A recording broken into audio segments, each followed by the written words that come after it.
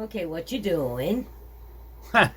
We're going to show these guys what else I picked up at the CB radio break down there in Walterboro, South Carolina.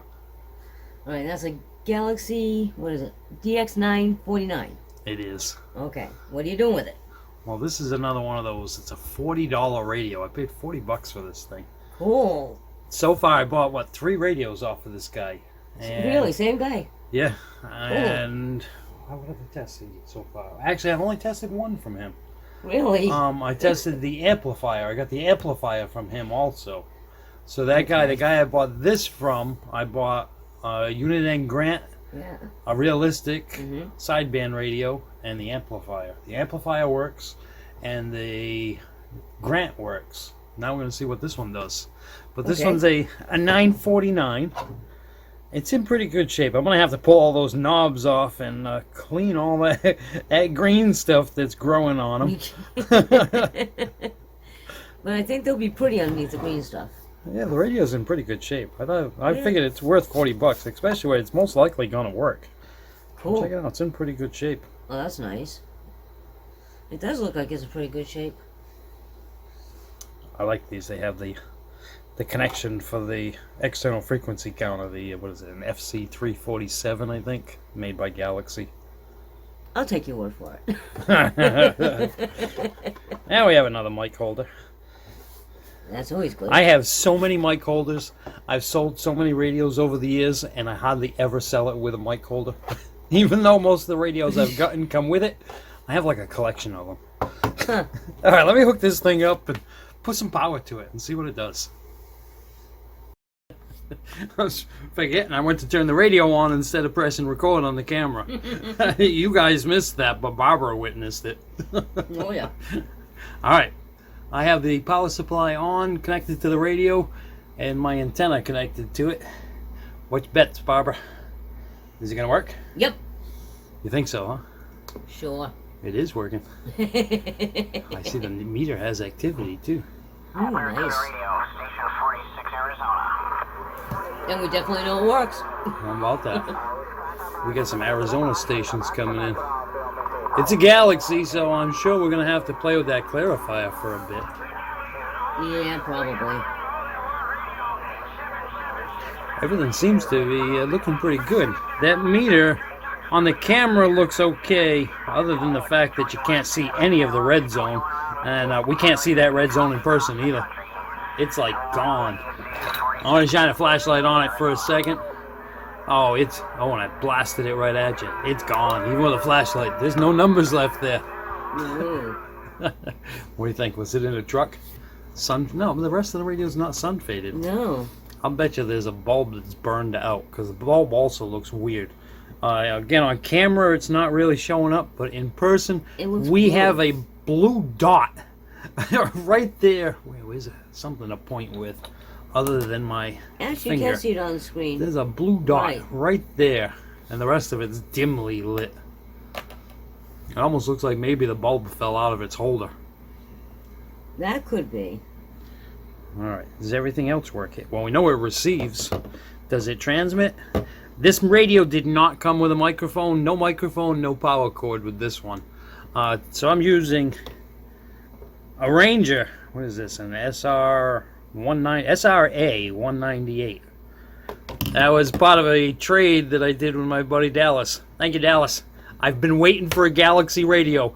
I've had this microphone for a long time. I've just been waiting for a Galaxy radio to put it with. I wanted a loud radio because these mics are really quiet. All right, let's see if that radio actually broadcasts. Do we have any indicator? Oh, we do, right there. Oh, yes. I can't see. I'm looking through the camera, and the stop button is in the way on my camera. All right, we're transmitting. I'm going to bring you up to the power meter. Let's see what it's putting out for power. All right, well, I had to take a break for a second there and switch out the microphones because the Ranger mic just wasn't loud enough. It was trying to tell me that the radio was doing 2 watts. But I now have a classic. I got a Pierce Simpson hand mic connected to it now. Let's give this thing a little whistle. We're on the, actually let's put that on the correct scale. We're on the 100 watt scale, so we're going to be reading those middle numbers. And actually, I'm on AM, aren't I? Yes. Yeah, I'm on AM. Barbara's not reminding me. She's sitting right there, and she's just laughing and saying, you're not on the right one. We're on AM, so we're on the 10-watt scale. Oh, and it looks like, about 5.5 watts.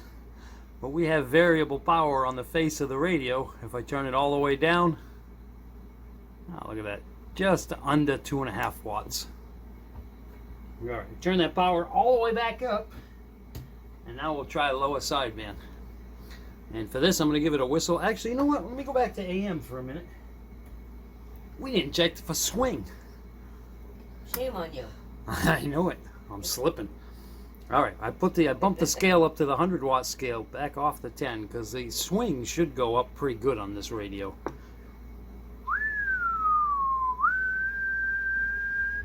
Yeah, not bad. 16, 17 watts. Not bad at all. All right. Now we're on lower sideband. Mic gain is cranked all the way up. RF power all the way up. Now I give it a whistle.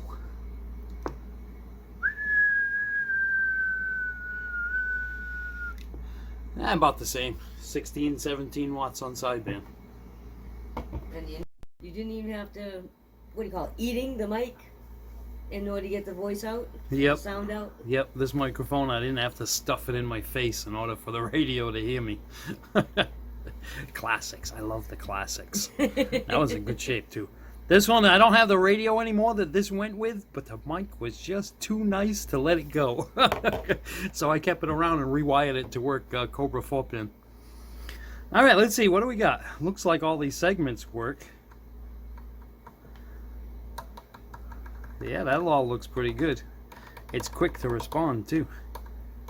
Nice. We have good receive, which we see right there on the meter. It's receiving stuff right now. The radio's a little bit dirty, but hey, that's part of how you get them cheaper. I don't mind pulling the knobs off and giving them a good cleaning.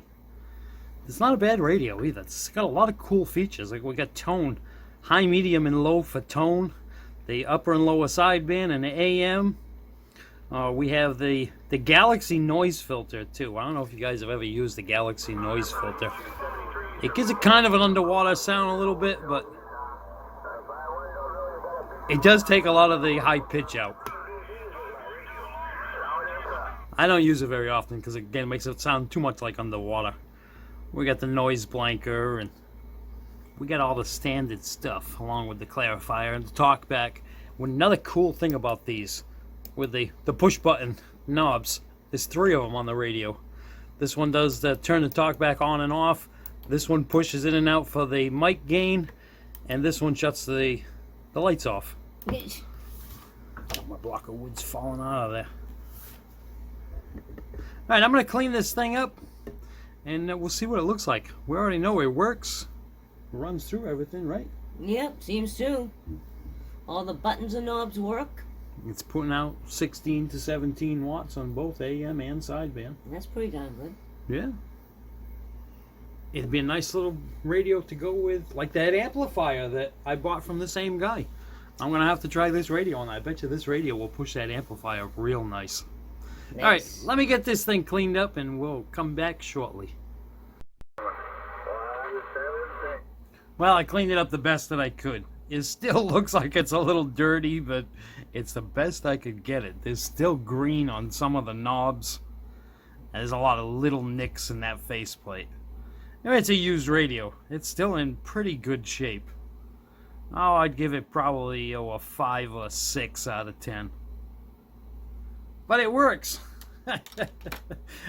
This year, I just decided to just take a chance, and I bought more than I usually buy. And so far, I've gotten very lucky, and almost everything I've tried, actually. Everything I bought that I have tested so far has worked. I have one more radio left from that weekend. There's the same... 2 events went on one day. I had the Columbia Ham Fest and the CB break in Walterboro.